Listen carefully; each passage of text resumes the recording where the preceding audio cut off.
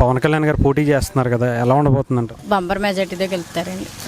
Bumper మెజార్టీతో పక్కా గెలుతారు. 1,00,000 ఓట్లు confirm. 1,00,000 ఓట్ల మెజారిటీ అని అందరూ అంటున్నారు. 1,00,000 మరి వైసీపీ కూడా, అంటే వైసీపీ కూడా 1,00,000 ఇస్తానంటుంది ఇంటికి. అంత సినిమా లేదు. 1,00,000 కాదు 2,00,000 ఇచ్చినా అంత సినిమా లేదు. అయిపోయిందండి ఆయన సీన్. ఇదిగో ఆయన పరిపాలన చూసారా? నేను ఎక్కేటప్పుడు ఏదో పరిపాలన తీసుకొస్తాను అన్నాడు. ఎక్కిన తర్వాత నట్టేట్లో మొత్తం ఉంచేశాడు. ఈ జగనన్న పరిపాలన ఎంత అందంగా ఉంటది. రేపు మా అన్న పరిపాలన చూస్తారు కదా అందరూ ఏకమయ్యి. ఇప్పుడు జగనన్న పరిపాలన చూసారు, రేపు మా అన్ని పరిపాలన చూస్తారు మొత్తం అందరూ. అంటే ఏంటమ్మా పవన్ కళ్యాణ్ గారి మీద ఎందుకని అంత నమ్మకం? ఇప్పుడు రాజకీయాల్లో లేకుండానే ఆయన ప్రజలకు చాలా చేశాడు. రాజకీయాల్లో కొత్త ఇంకెంత చేస్తాడు ఆయన. చాలా మంది, కొంతమంది ఇక్కడ నాన్ లోకల్ ఇలా ఇక్కడికి ఎలా వస్తాడు, అక్కడెక్కడో ఓడిపోయినోడు ఇక్కడ ఎందుకు ఇక్కడికి వస్తున్నాడు అని చాలా మంది అంటారు. అలా అనుకుంటే ప్రతి ఒక్కడు ఒక్కసారి గెలిచేసినోడు ఏం కాదు కదా. నాకు ఒక అవకాశం ఇవ్వండి అని అడిగినోడే ప్రతి ఒక్కలోనే. అలాగే ఇప్పుడు ఎక్కడో ఓడిపోయాడంటే తన సినిమా కాబట్టి రాజకీయంగా తెలీదు. ఇప్పుడు అన్ని తెలిసే కాబట్టి గెలుస్తాడని నమ్మకం ఉంది కాబట్టే మాకు పిఠాపురాన్ని